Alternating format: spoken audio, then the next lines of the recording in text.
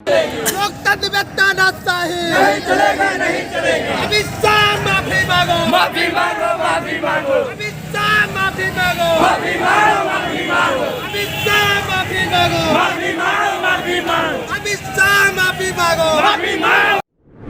बाबा साहब भीमराव अंबेडकर का अपमान ये देश नहीं सहेगा। बाबा साहब भीमराव अंबेडकर का अपमान करने वाले अपनी सत्ता को छोड़ें, अपने पद से इस्तीफा दें और बाबा साहब भीमराव अंबेडकर का अपमान कर अमित शाह नहीं बचने वाले। पूरे देश में अमित शाह के खिलाफ एक आंदोलन छिड़ गया है। इस आंदोलन को दबाने की बेहद कोशिश की गई। इस आंदोलन को दबाने के लिए सरकार ने, सत्ता पक्ष ने पूरी ताकत तो लगा दी, लेकिन आंदोलन दबने वाला नहीं और आंदोलन की चिंगारी और बढ़ती जा रही है। और क्या अब अमित शाह को इस्तीफा देना पड़ेगा? ध्यान से सुनिएगा, मैं कुछ रिपोर्ट्स लेकर हाजिर हूं और देखिए, अपने दर्शकों को बता दूं, अमित शाह के इस्तीफे पर विपक्षी पार्टियां अड़ी हुई हैं। अमित शाह के खिलाफ अंबेडकर सम्मान, अमित शाह के खिलाफ देखिए प्रोटेस्ट निकाला गया और अंबेडकर सम्मान मार्च निकाला गया। शाह को बर्खास्त किया जाए, इसके लिए राष्ट्रपति को ज्ञापन भी सौंपा गया और बसपा भी अब मैदान में है। जी हां, आकाश आनंद की अगर हम बात कर लेते हैं तो आकाश आनंद ने अमित शाह पर जमकर निशाना साधा है। कांग्रेस की तरफ से भी प्रतिक्रिया सामने आई है। कौन क्या क्या कह रहा है, इस पर आज हम जरूर बात करेंगे। लेकिन क्या अमित शाह पर दबाव बन रहा है और क्या पार्टी आलाकमान का दबाव भी अब अमित शाह पर बन रहा है? देखिए, बाबा साहब भीमराव अंबेडकर पर जो बयान अमित शाह ने दिया, उसके बाद क्या हम देखते हैं कि अमित शाह को बचाने की पूरी कोशिश की गई और पूरा जो मामला है वो राहुल गांधी पर मढ़ दिया गया। राहुल गांधी पर तमाम तरीके के आरोप लगाए जाने शुरू कर दिए गए। ये कहा जाने लगा कि राहुल गांधी संसद में गुंडागर्दी करते हैं, यानी कि पूरा जो मुद्दा था, जो बिंदु था, उसको भटकाने की कोशिश की गई। प्रताप सारंगी, मुकेश राजपूत, इन तमाम बीजेपी के सांसद जो अगर मैं हम कहें तो ये सीधे सीधे तौर पर बीजेपी के इशारों पर नाचने वाले, ये नौटंकी करने वाले, इनको आगे कर दिया गया और आगे किया गया। इन्हें चोट लगती है, धक्का मुक्की होती है, कई धाराओं में एफआईआर दर्ज राहुल गांधी पर करवा दी जाती है और ऐसी तो धारा साहब तब भी नहीं लगती जब लाठीचार्ज होता है। तो यहां पर देखा जा रहा है कि इतनी धाराएं जो राहुल गांधी पर लगाई गई, क्या वो इसके अनुसार है भी या जबरदस्ती लगवा दी गई है? और यहां पर यह देखा गया कि राहुल गांधी के मुद्दे को खूब भारतीय जनता पार्टी ने जोर शोर से उठाने की कोशिश की, लेकिन भारतीय जनता पार्टी की इस ड्रामा पॉलिटिक्स की अगर हम बात करें तो भारतीय जनता पार्टी की इस ड्रामा पॉलिटिक्स पर अब सीधे सीधे तौर पर इसका पूरा पर्दाफाश विपक्ष ने कर दिया, कांग्रेस पार्टी ने कर दिया। और कैसे पूरे देश में बाबा साहब भीमराव अंबेडकर के समर्थन में मार्च निकाले जा रहे हैं और आकाश आनंद ने किस तरीके से अमित शाह को घेरा, रिपोर्ट दे। सब कास्ट कैटेगराइजेशन में जो रिजर्वेशन की बात आई, उस पे वो चुप्पी साधे बांधे रहे, उस पे उनसे एक बार भी उस पर उनसे टिप्पणी नहीं करी गई। पर जब दोबारा से दिल्ली का इलेक्शन अब सर पे है और जानते हैं कि भाई दिल्ली में हमारे समाज की क्या संख्या रखी है, कितना समाज हमारा दिल्ली में रहता है और कितना वोट परसेंटेज हमारे समाज का यहाँ दिल्ली की जनता में है, तो जब अब दिल्ली का इलेक्शन सर पे है तो फिर से बाबा साहब के नाम पर राजनीति शुरू कर दी। अब उन्हें नीली टी शर्ट दिखाई दे रही है, अब उन्हें नीली साड़ी दिखाई दे रही है, अब उन्हें बाबा साहब का अपमान दिख रहा है। 70-75 सालों से जब तक ये राज करते रहे तब तो बाबा साहब को इन्होंने सम्मान नहीं दिया, तब तक तो इनको नहीं लगा कि बाबा साहब का जो कॉन्स्टिट्यूशन है उसको पूरी तरीके से इंप्लीमेंट करें, रिजर्वेशन को लागू करें। पर अब जब इनकी मजबूरी बन गई है हमारा बहुजन समाज, तो इन्हें बाबा साहब याद आ रहे हैं। इन्होंने तो फैशन स्टेटमेंट बना ली, इन्होंने तो कांग्रेसियों ने तो फैशन स्टेटमेंट बना रखी है कि भाई जब भी कोई इलेक्शन आए तो नीला कपड़ा पहन लो। अभी तक इन्होंने कॉन्स्टिट्यूशन की किताब लेके घूमे, अब इन्होंने टी शर्ट और वो पहन लिया, साड़ी पहन ली नीली। अब बस इनके पास और कोई ज्यादा विकल्प बचा नहीं बहुजन समाज पार्टी का पटका पहन के और संसद में पहुंच जाएं। क्योंकि ये जानते हैं साथियों, ये जानते हैं कि हाथ के निशान पर वोट नहीं दबेगा, हाथ के निशान पर इन्हें हमारे समाज का वोट नहीं मिलेगा। अब इन्हें वोट मिलेगा तो आदरणीय बहन कुमारी मायावती जी के नेतृत्व में रहकर मिलेगा। तो साथियों, मैं अपनी बात यही समक्ष में, ये रिपोर्ट आपने देखी जिसमें विस्तार से हमने अपने दर्शकों को दिखाया। इस पर कांग्रेस की भी प्रतिक्रिया सामने आई है और राष्ट्रपति को ज्ञापन सौंपा गया। आप समझ रहे हैं कि राष्ट्रपति को चिट्ठी लिखी गई है।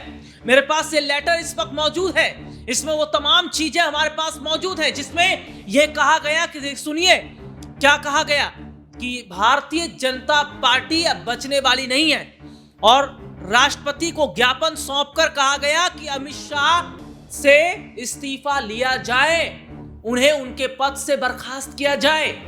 गृह मंत्रालय संभालने के लायक नहीं अमित शाह, जिन्हें यह नहीं पता कि किस पर क्या बयान देना चाहिए, जिन्हें यह नहीं पता कि बाबा साहब भीमराव अम्बेडकर कौन है, जिन्हें यह नहीं पता कि सदन में भले आप बैठे, भले आपके पास ताकत है, लेकिन और जो है वो कीड़े मकोड़े थोड़े हैं।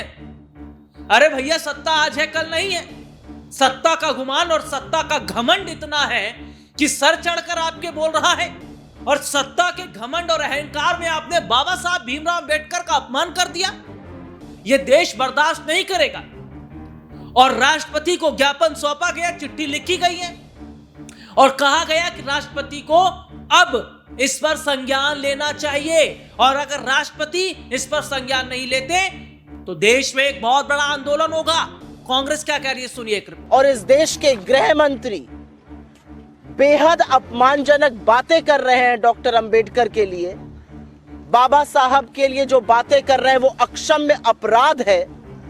उसके लिए उनसे देश माफी की उम्मीद करता है।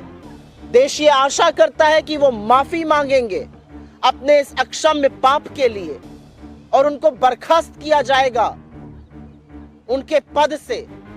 लेकिन बजाय वो होने के अमित शाह, मोदी सरकार और इस देश का पूरा तंत्र लगा हुआ है उनको बचाने के लिए। अमित शाह ने अक्षम्य अपराध किया, बाबा साहब अंबेडकर का अपमान करके सदन के अंदर।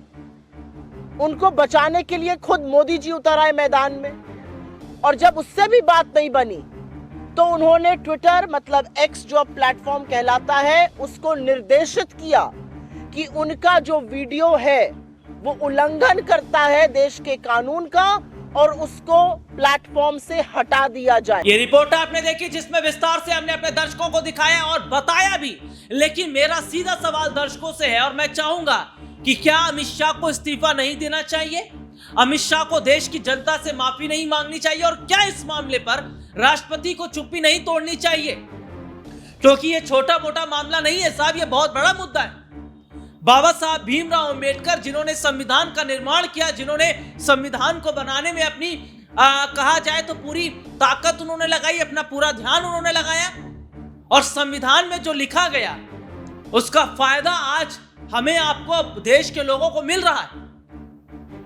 क्योंकि जिस तरीके से देखा जाता था कि जो गरीब पिछड़े जितने भी लोग थे उनको दबाया कुचला जाता रहा है, लेकिन आज ऐसा नहीं है। आज उनके लिए कानून बनाए गए हैं और ऐसे बाबा साहब भीमराव अम्बेडकर जिन्होंने देश के बारे में सोचा, जिन्होंने जनता के बारे में सोचा, उनके खिलाफ अमित शाह ने इस तरीके की बयान दिया और बयान तो दिया लेकिन आप माफी नहीं मांग रहे और आप ये कह रहे हैं गुंडागर्दी कांग्रेस कर रही है, आप ये कह रहे हैं गुंडागर्दी विपक्ष कर रहा है, आप ये कह रहे हैं राहुल गांधी ने धक्का मुक्की मारा है। क्या देश नहीं जानता कि माफी राहुल गांधी को मांगनी चाहिए या अमित शाह को?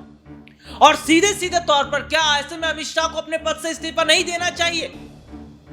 यहां पर यह देखा जा रहा है कि बाबा साहब भीमराव अम्बेडकर जिन्होंने देश के जनता के भविष्य के लिए, देश के जो जितने भी नीचे तबके के लोग हैं, पिछड़े समाज के लोग हैं, उनको आगे बढ़ाने के लिए, उनको कोई दिक्कत ना हो, उनके लिए तमाम कानून उन्होंने बनाए। क्या गलती की बाबा साहब भीमराव अम्बेडकर ने? और सबसे बड़ी बात तो यहां पर यह देखने को मिलती है ना कि यह तो उल्टा चोर कोतवाल को डांटने वाली बात है। प्रधानमंत्री नरेंद्र मोदी अमित शाह को बचाने के लिए उतरते हैं लेकिन प्रधानमंत्री नरेंद्र मोदी ये नहीं कहते कि जो अमित शाह ने कहा वो गलत है, अमित शाह को माफी मांगनी चाहिए। लेकिन भारतीय जनता पार्टी के कई बीजेपी के चेहरे, इनकी अपनी सहयोगी पार्टियां अमित शाह के बयान से दूरी बना रही हैं। वो खुद को किनारे कर रही है, वो ये किनारा करके ये बता रही है कि अमित शाह ने गलत किया। नीतीश कुमार बीजेपी की बैठक में शामिल नहीं हुए और अमित शाह ने जो बयान दिया इसके बाद नीतीश कुमार नाराज है। और अब खबर क्या चल रही है कि क्या मोदी सरकार गिरने वाली है, क्योंकि इस बड़ी बैठक में तमाम कई बड़े चेहरे मौजूद थे।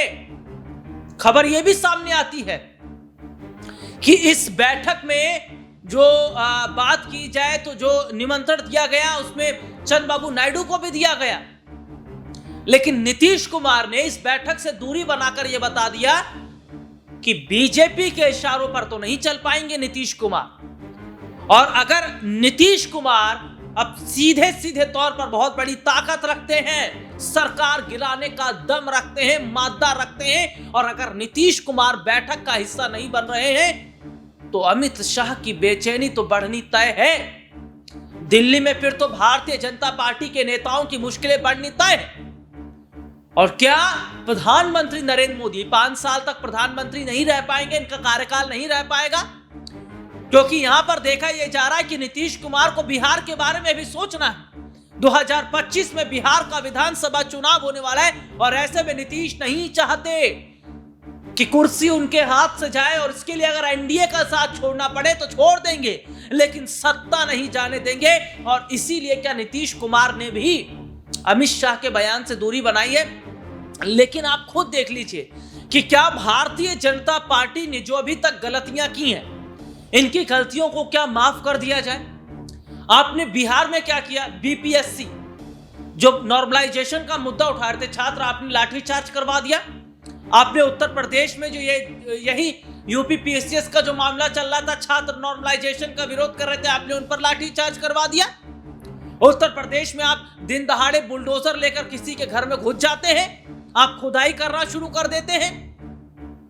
बिहार में दलित बस्ती को आग लगा दिया गया, तब तो प्रधानमंत्री नरेंद्र मोदी फोन नहीं करते, तब तो प्रधानमंत्री जी का कमेंट नहीं आता। जब देश का युवा, देश का जो बच्चा है वो सड़कों पर अपनी आवाज उठाने के लिए उठता है तो उसके ऊपर आप लाठीचार्ज करवाते हैं, तब तो प्रधानमंत्री जी फोन करके नहीं पूछते। लेकिन प्रधानमंत्री जी के पास इतना वक्त है कि मुकेश राजपूत को फोन करके पूछ लिया जाए उनकी तबीयत कैसे है, लेकिन अमित शाह को फोन करके ये नहीं कहते हैं कि अमित शाह माफी मांगो, आपने अंबेडकर का अपमान किया। और मेरा सीधा सवाल देश की जनता से, माफी विपक्ष को मांगनी चाहिए, हमें आपको माफी मांगनी चाहिए, या अमित शाह को माफी मांगनी चाहिए? और क्या अब इस मामले पर राष्ट्रपति को चुप्पी तोड़नी पड़ेगी? और क्या उन्हें राष्ट्रपति को इस मामले पर बड़ा कदम उठाना नहीं चाहिए? आज के इस प्रोग्राम में इतना ही। आपसे फिर दोबारा मुलाकात होगी, तब तक के लिए इजाजत दीजिए। नमस्कार।